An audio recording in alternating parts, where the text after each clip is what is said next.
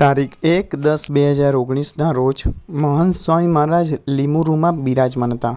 સાંજે સ્વામીશ્રી સંત શિબિરમાં પધાર્યા.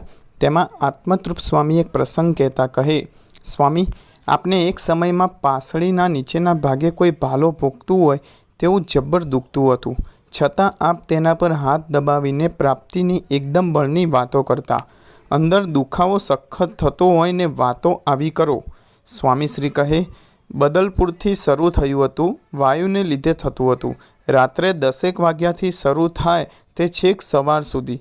પ્રિયવ્રત સ્વામીએ પૂછ્યું, એટલે સૂવામાં સુખ ના આવે એવું થાય ને?